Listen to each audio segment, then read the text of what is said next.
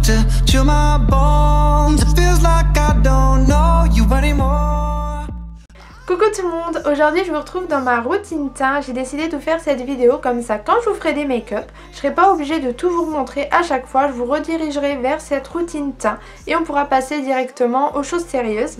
Je vais vous montrer toutes les étapes que je fais pour avoir un teint unifié, presque zéro défaut parce que le zéro défaut n'existe pas. Ça va être une routine pour un teint quand même à haute couvrance parce que moi j'ai pas mal d'imperfections sur le visage. J'ai des cernes, j'ai des cicatrices de boutons, des taches, enfin voilà. Tout ce qu'il faut pas avoir je l'ai. Donc si ça vous intéresse, ben je vous laisse regarder la suite. Je commence tout d'abord à me démaquiller, oui parce qu'on a toujours des petits résidus de mascara ou quoi, avec des lingettes. Donc celles-ci ce sont les lingettes démaquillantes de chez Sephora, elles sont odeur grenade. Du coup elles sont rafraîchissantes et énergisantes. Il y en a vraiment pour tout, il y en a à la coco, il y en a à la rose, il y en a des plus hydratantes, mais moi j'ai choisi celle-là. Elles sentent trop bon, il y en a 25 dedans et elles coûtent 5 €. Ensuite je finis avec une eau micellaire, celle-ci c'est celle d'Aven, des fois j'utilise la Garnier aussi qui est très bien. Donc celle-ci il y a 400 ml, elle fait 15 €, mais voilà on sait que les produits Aven sont très bien, elle rafraîchit, elle est vraiment top. Et ensuite je finis par un petit peeling. J'exfolie ma peau, je le fais pas tout le temps mais à peu près une fois par semaine. Donc j'utilise ces lingettes de Comodine, c'est une marque de cosmétiques que je connaissais pas du tout. Et là ça m'a intriguée en fait le fait de faire un peeling avec une lingette. Donc voilà, ça se présente comme ça, elle coûte 10 €. Et dedans si je me trompe pas il y en a 7.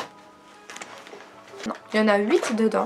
Dessus sur la lingette il y a des petits picots, ça exfolie bien la peau, c'est agréable, j'ai pas eu de réaction ou quoi que ce soit. Faut juste éviter le contact avec les yeux bien évidemment. Donc voilà, on frotte sur le visage, ça exfolie la peau. Ils disent que c'est sans rinçage mais moi j'aime bien toujours, même après mon eau micellaire, toujours rincer avec voilà, un vaporisateur dans ce style là. Ensuite j'ajoute une petite crème hydratante pour bien préparer ma peau ou alors vous mettez un primer. Mais moi j'utilise une crème hydratante de chez Lidl, elle est top, elle coûte 3 fois rien, elle est vraiment géniale, elle fait son job. Et ensuite je peux me maquiller. Donc maintenant on passe aux choses sérieuses. Si vous voulez voir ma tête de mort démaquillée, c'est parti. La première chose que je fais c'est appliquer mon fond de teint. Donc j'utilise des petites pipettes du fond de teint fluide de Make Up Atelier. C'est celui que j'utilise depuis des mois maintenant et je trouve ça bien, comme ça je peux vraiment adapter à la couleur de ma peau, que ce soit de mon teint d'hiver ou de mon teint d'été, je trouve que c'est vraiment génial. Et je vais venir l'appliquer avec un pinceau brosse, c'est ce que j'utilise aussi depuis un bout de temps. J'arrive pas à revenir au pinceau ni au Beauty Blender, j'aime vraiment le rendu que donne ce petit pinceau. Donc en fait l'astuce c'est de tapoter avant d'étirer la matière pour garder bien l'opacité du produit.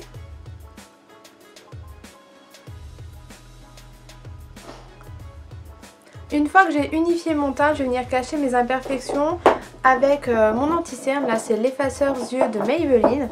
D'habitude j'utilise le Fit Me parce que je le trouve aussi très couvrant, mais celui-là il est bien aussi. Et je vais venir en mettre sous mes yeux. Voilà, je le mets un petit peu en forme de triangle. On peut croire qu'il y en a beaucoup là, mais une fois que c'est estompé, ça fait bien, ça fait pas trop. Je vais en mettre aussi un petit peu sur mon menton. Au milieu de mon front, ça va être vraiment pour illuminer le centre de mon visage. Et un petit peu sur l'arête de mon nez. L'astuce, si vous voulez une bonne couvrance au niveau de l'anti-cerne, ça va être de ne pas venir estomper tout de suite. Donc moi, ce que je fais, c'est que j'estompe le dessous des yeux en dernier, comme ça a le temps de bien sécher. Et je commence par estomper le reste en tapotant, comme j'ai fait avec le fond de teint, pour avoir toujours de la bonne couvrance.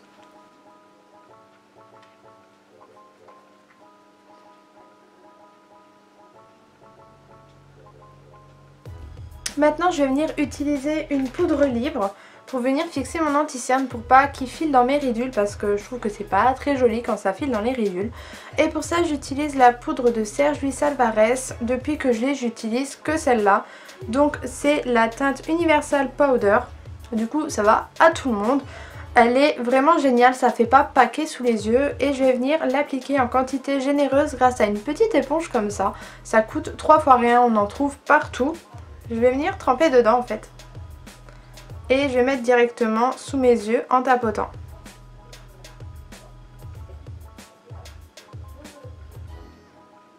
Voilà, ça donne ça. Une fois que j'ai fini, j'ai peut-être l'air bête, mais c'est la méthode du baking. En fait, on va laisser agir la poudre, comme ça va avoir un rendu plus lumineux. Et ensuite, pour le reste de mon visage, moi je prends la même poudre, parce que je la trouve bien pour tout. Sauf que cette fois, je vais venir utiliser un gros pinceau, donc voilà, bien fluffy comme ça. Et je vais pas en mettre en grosse quantité cette fois, je prends vraiment ce qu'il y a dans le capuchon.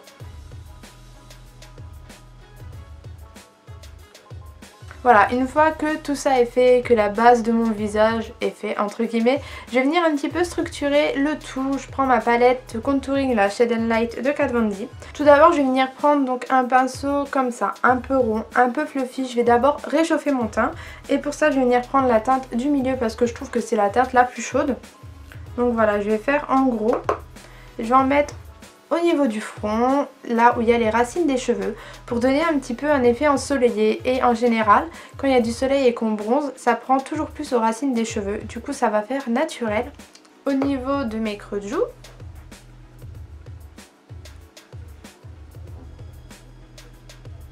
voilà, je fais un petit peu le contour au niveau de ma mâchoire, de mon menton, parce que moi je trouve que j'ai un menton assez prononcé.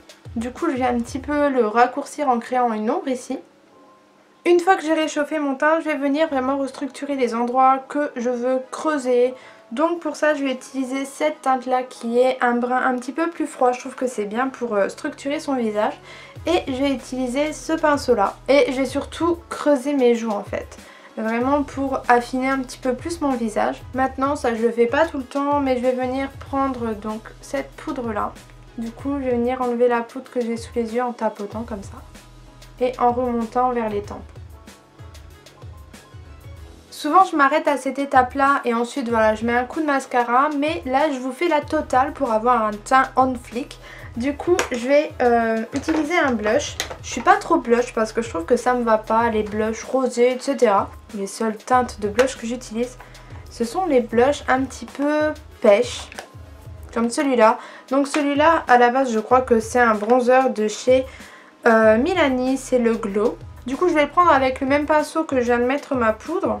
Et enfin pour finir mon teint, bien évidemment je vais mettre de l'highlighter. Je trouve que c'est toujours super joli d'avoir un teint assez glowy, assez lumineux aux endroits où on le décide. Du coup moi je viens prendre ma palette de chez Sleek, je vous en parle tout le temps, mais je trouve que l'highlighter dedans est magnifique.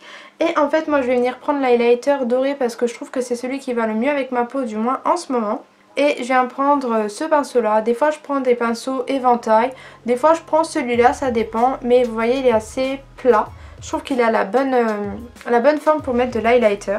Et en fait je vais venir en mettre au-dessus de mes pommettes. Voilà, sur le haut des pommettes. Une fois que j'ai fini mon teint, je vais juste mettre un petit coup de mascara. Ensuite je vais utiliser le mascara Oversize que j'ai reçu de la marque de Serge Luis Alvarez. Donc vous savez que j'adore cette marque.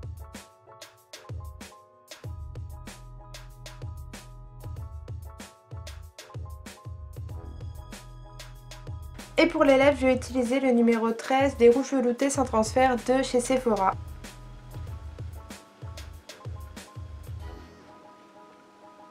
Voilà tout le monde, ma vidéo est terminée, j'espère sincèrement qu'elle vous a plu. Donc oui, pour certains et certaines, ça fait beaucoup de produits à me mettre sur la face. Mais moi, on va dire que je fais ça pratiquement tous les jours. Et surtout que le moment de me maquiller, c'est un moment de plaisir. C'est mon petit moment à moi, je prends vraiment plaisir à le faire tous les jours. Et aussi je privilégie un teint unifié, bien structuré, un maquillage des yeux. Je peux sortir juste avec le teint et les sourcils, ça me dérange pas. Donc si vous avez aimé ma vidéo et que vous ne voulez pas rater les autres, je vous conseille de vous abonner, comme ça la famille s'agrandira. Et en attendant une prochaine vidéo, je vous fais plein de bisous.